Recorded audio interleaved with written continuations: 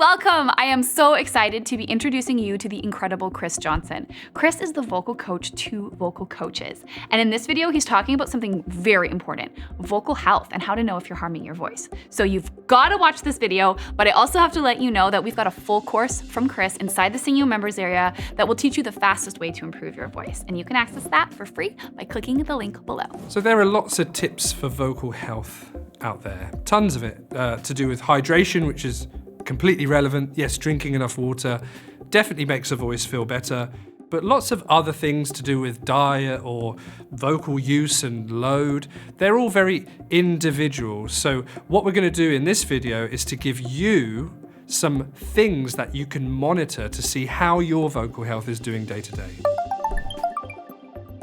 One of the ways to kind of look at this is to do with recovery time. And recovery time is interesting because when tissue, like the vocal folds have mucosal tissue on the outside, when that gets genuinely damaged, the next morning the voice is usually quite ropey and rough. And the body tends to repair tissue like that across 72 hours or 3 days. So what singers tend to feel is that after a strong session of singing, their voice might not feel normal again until day 3 afterwards. And that's a strong indication that the singing that's occurring is actually causing tissue damage on the voice.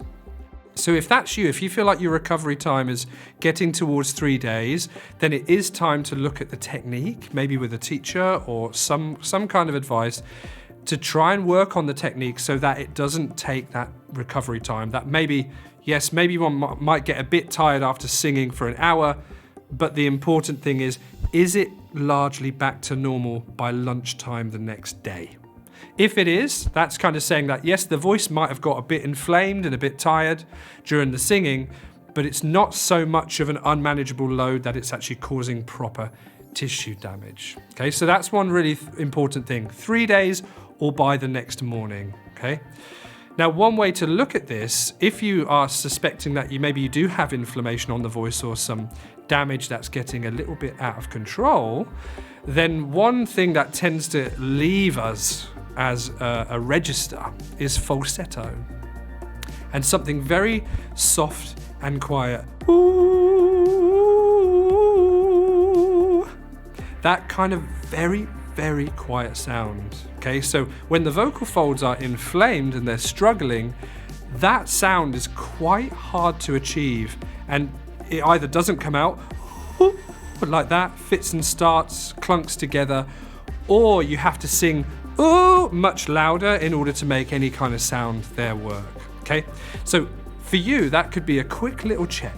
Sing the very quiet stuff that's kind of high in their falsetto, and if it really has trouble coming together like that, then you'll know it's time to rest a little bit. Some water, give speaking a break and singing a break, and maybe do light things like lip trills. If you've ever used a straw, just soft volume straw exercises where you can sing into a drinking straw or a thin stirring straw. And just give it time to recover.